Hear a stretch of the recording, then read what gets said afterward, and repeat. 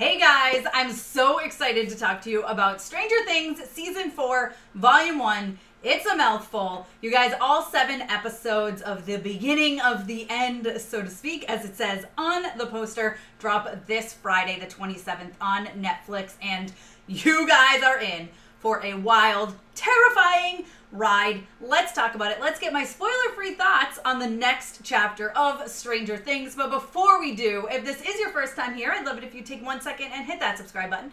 Go ahead and hit that notification bell so you don't miss out on more videos like this one. All right, let's talk Stranger Things.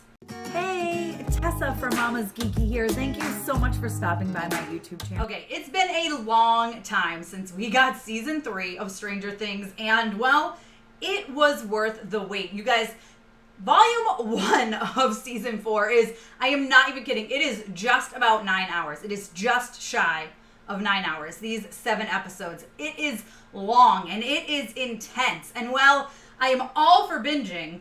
I even needed to space out my screeners a little bit because it gets heavy and it gets deep. Now, I will say, when this all drops on Friday, you bet your butt I'm watching it all back to back to back to back to back to back to back because it is so freaking good. Now, if you guys know me and if you've been around the channel for a while, you know I'm a big fan of things that are terrifying. I'm a big fan of horror. I'm a big fan of jump scares.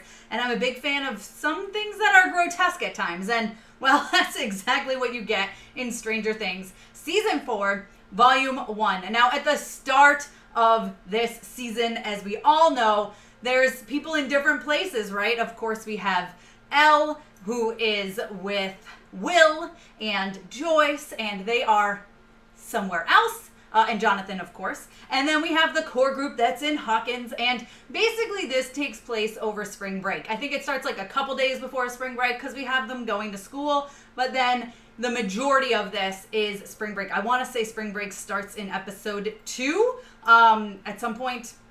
Listen, they're over an hour long. The first episode's like an hour and 15 minutes. The second episode's like an hour and 15 minutes.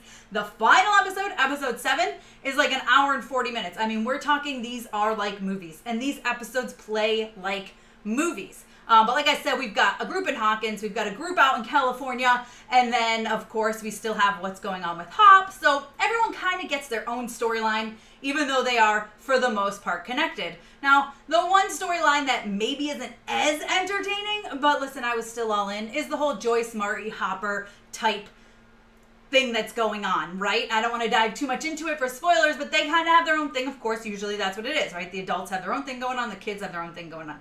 Now, there's 2 different groups of kids that have their own thing going on, even though they're connected. Now, listen, Steve, I love me some Steve Harrington, and he just absolutely kills it in this season. I adore him. I mean, you guys have probably seen it. I have a shirt that says Steve Harrington Babysitting Service. Like, he's one of my favorites. And I love how they continuously bring up the babysitting again in this episode. Like, he's not afraid to be like, babysitting, babysitting, babysitting. These kids aren't even babies anymore. Yeah, he continues to bring it up, but I love it. Of course, we also have Max. There's a whole lot going on with Max. If you guys have seen the trailer, you know, holy cow, her storyline is so interesting. And there were moments that I was on the edge of my seat. Dustin is incredible. Again, of course, we may or may not see Dustin's girlfriend pop up again. Something that's really interesting about this season is that we do get to see a lot of Elle's past. Like, a lot of Elle's past. There's a lot of flashbacks here of her, you know, in the Rainbow Room, training and all that sort of thing, which tells a more complete part of the story. That's really all I can say at this time, but I really found that part to be very interesting and intriguing and captivating. I was all in every time it happened. You do get to see like flashes of little Elle, which is cute. And I really, really thoroughly enjoyed that. The Rainbow Room, I love all that stuff. I find it very, very interesting. We've also, of course, got Robin, who's such a great character to be mixed in with everybody. I really, really enjoyed her coming in last season, and I thoroughly enjoy what she does this season. Her and Nancy have some fantastic moments together. I'm all about like when girls can be like friends. Maybe sometimes there's some tension, but for the most part, they're friends, and I love Robin, and I really enjoy what happens with her this season as well. We've got Lucas going through some stuff. Like, they're in high school now, and he's on the basketball team, and so maybe he's Maybe he's separating himself a little bit from the nerds. We've got a new character, Eddie, who quickly stole my heart. I kind of am all about Eddie. I really dig him. He runs the Hellfire Club, which is actually the name of the first episode, and he runs, it's basically a D&D game, and he's a dungeon master, and he's such a nerd, but he's so good in this role, and I love, of course, you guys know Dustin, obviously, is a part of this, as well as Mike. They're in the Hellfire Club. We do get a little bit of Lucas's little sister hanging around, which I really enjoyed when she came in last season. Like, I really enjoyed the stuff that she's done, and she really pulls it off in this season as well. But I'm digging like what's going on with Elle, because obviously, as we know, she lost her powers at the end of the last season. So she's kind of dealing with that struggle, right? Like, who am I if I don't have these powers? So I really enjoyed where her arc goes. It is so hard to talk about this season without spoilers, but let's discuss the villain for a hot second. We've all seen the villain in the trailers a little bit. Vecna, terrifying, horrific, scares the bejesus out of me. I never want to own a grandfather clock in my life. I never will own a grandfather clock in my life. I'm cool. But listen, there's so many amazing visuals, of course, surrounding Vecna. It's surrounding the Upside Down, surrounding this era. Like, it's so good and scary. Like, there are many moments where you're just like, ah! Like, I knew something was coming, and I still jumped a mile, you know? There's tons of those. I mean, listen, we're talking about 9 hours, so does it get boring? No! It's so good from beginning to end. The second episode 7 ended, I was like, how long do I have to wait for the final 2 episodes? It's killing me. And then, of course, we do know we're getting another season. Thank goodness, because I can't even imagine them wrapping this up in 2 episodes, even though I think it's been said that the final episode is going to be like 2 hours long, which feels right. And I know a lot of people were saying, why are they doing 7 episodes and then 2 episodes? Shouldn't it be split in the middle? Nope. Absolutely not. The way that this is playing out makes perfect sense. The way that they've set up and where they are splitting it right here makes sense. There's some insane reveals. Listen, there's twists and turns. There's things I didn't see coming. There's things towards the end I started to go, wait, is that this? And then it turns out that it is. I mean, it's so hard to pick like a favorite episode or a favorite moment. And again, I can't really tell you guys because of spoilers, but I will say that this season, I'm a massive fan of Stranger Things. I loved season 1. Season 2 was pretty good.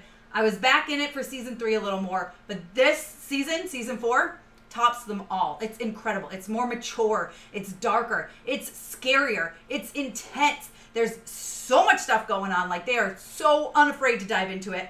Not to mention these actors have all figured out their characters. They know their characters. They know their roles. And then the few new people they bring in just are so freaking good at what they do. I mean, Jonathan has this new friend in California who's just incredible. He's such a great addition to the cast. I love him. He's this stoner guy. He's so much fun. You guys are sure to fall in love with him as well. He's a stoner pizza delivery boy. What more could you ask for? But there's so many things I want to say. I'm definitely going to do a spoiler review, so stay tuned for that on Friday because I'm going to have to talk about some things. But let's just say the best season yet. I can't wait for the final 2. It's more mature. It's darker. It's legit terrifying. And it is just so freaking good. These actors are all incredible at what they do. And they, like I said, they know these characters. They're all in on these characters now. So what do I give Stranger Things season 4, volume 1? I mean, I can't think of anything wrong with it. Even when I saw it didn't have final VFX, and I was here for the effects. Like, everything looks so amazing. Like I said, the visuals, it's dark and dreary and grotesque and gory at times, and I love that stuff. So for me, guys, this is a 5 out of 5. I really, truly can't think of anything to criticize. You guys let me know what you think about Stranger Things season 4, volume 1. It's a lot. It's a mouthful. I know. It drops this Friday. Are you guys going to be checking it out? Let me know in the comments. Be sure to give me a thumbs up. Don't forget to subscribe. Hit the notification bell so you don't miss out on more videos like this one. Ask me questions. I'll answer what I can. I have a strict list of do not reveals, but anything that is not on that do not reveal list, I'm happy to talk to you about. So get loud in the comments. You guys can follow me over on Instagram, Twitter, TikTok, on MamasGeeky over there, MamasGeeky. Thanks for taking the time to watch this, guys. I'll see you next time. Thank you so much to all of my monetary supporters, my members here on YouTube, as well as my patrons. If you haven't joined yet, please consider doing so. We have some really awesome perks, including a monthly Zoom meeting where we get to talk face to face. Thank you again to everyone who supports me.